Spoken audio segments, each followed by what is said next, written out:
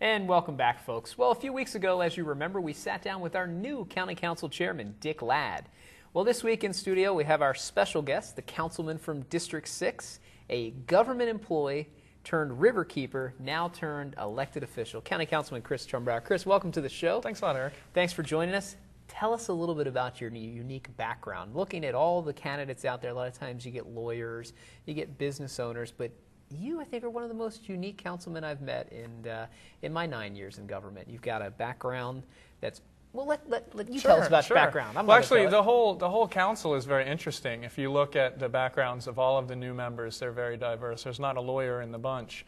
You know, me personally, out of college, I got a degree in chemistry, of all things. So I'm a scientist, first and foremost.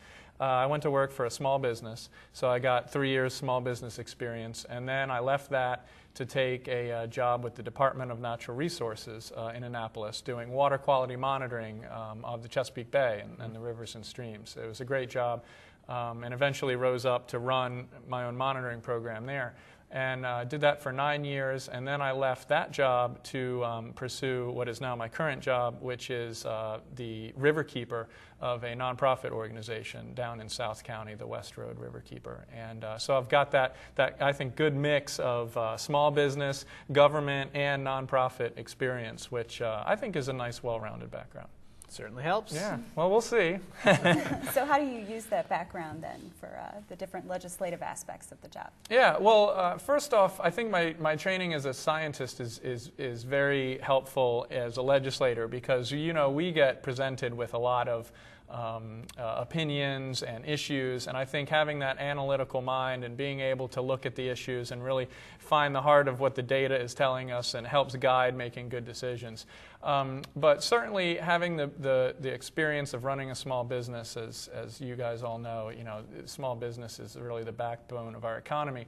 And so having spent some time in that sector, I can appreciate those issues. And then, I find that people that don't work in government sometimes have a hard idea understanding exactly how it is that government works. So that 9 years at DNR, really gave me some good background to learn how not just county or state or federal government works, but just the general process. And then with the nonprofit experience, you really are doing a lot with a little resources. And these days, you got to do that for government too. Absolutely. Well, we talk a little bit about, it's a new council down there now, 5 new members. Yeah. You guys have seemed to jump into these tough issues with both feet. And how is the council mixing right now? Well, it's really interesting because I mentioned earlier, we have a pretty diverse background, so we're all coming from different places. And because 5 of the 7 of us are new, there's a certain breaking in period, I think, and we're still learning, I think, how to work together. We're still learning how to disagree and how to work together to try and get over those disagreements. But for my part, I've been trying to work with individual council members and find out what their priorities are. And some of them have approached me because of my environmental background and asked some questions about different things. And I think it's going to be a somewhat involved process to all work together and try and get good things done for the county. And I do genuinely believe that all of us are really in it because we feel strongly about making the county better. And we might disagree on political things or how to get there, sure. But I do think that we're all genuine and we're in this because we want to do good things. Well, 3 months into it, you've got a bill in that's coming up for a vote Monday night dealing sure. with cell phones. Tell us a little bit about that. Yeah, my first bit of legislation. There was a situation where there was a neighborhood in my district, and there was a cell tower that was put on an open space parcel that's actually a camp. And the community had fought against that and lost, and they were able to build the tower, and they accepted that. And then several years later, a different provider came and now wants to put another tower on the same open space parcel. And I went through the administrative hearing process and then the Board of Appeals, and now I believe it's still in the judicial system. So I'm very careful not to interfere with that particular case, but it did bring that issue to my attention. And I thought to myself, we haven't got a whole lot of open space left in this county. And so I worked with the Department of Planning and Zoning, and I worked with our council staff to see how we might be able to find some additional modest protections to put on our open space, just to prevent them from having multiple towers going up on there. So we've got a bill in. We're going to have a good public debate about it, and that's being heard Monday. So I'm looking forward to it. Good. So what are the other issues that you plan to focus on, and I guess the issues that you think Annapolis and the county in general faces? Sure.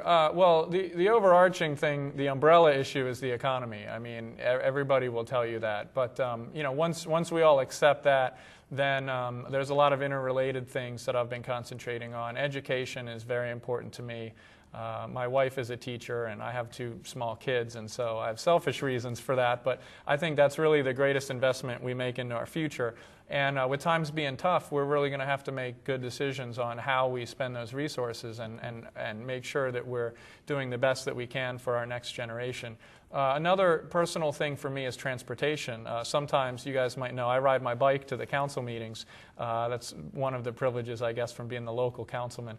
But I really think we have to start growing strategically and make sure that as we have new growth and development, we're connecting our communities with transportation choices, not just building these places for our automobiles. So I'm going to be working on that and trying to build some momentum behind that, and those will probably be some of the things I'm working on.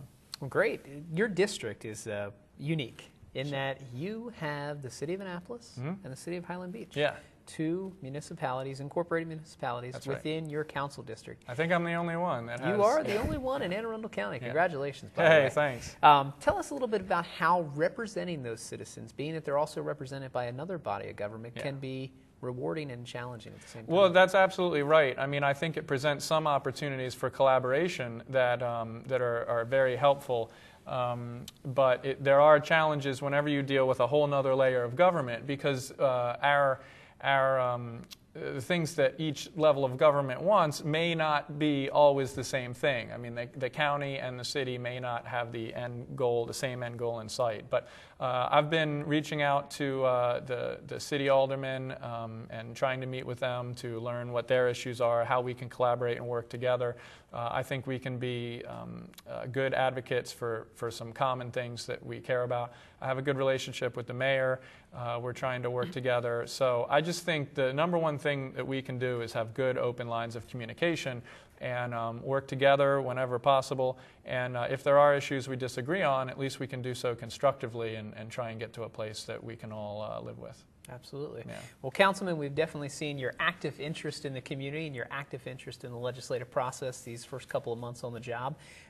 Anything that coming into this position maybe you're surprised about now? Something that you look back and you say, wow, I didn't know that the council did that, or wow, I thought the council would do this.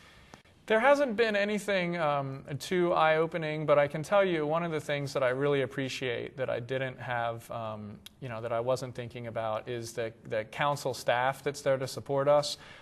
We are really privileged. Each council member has their full-time legislative aide, but there's also 4 or 5 other folks that staff the office that provide support. And, I mentioned I run a nonprofit, and I mean, we have, there's one other part-time person right? and me.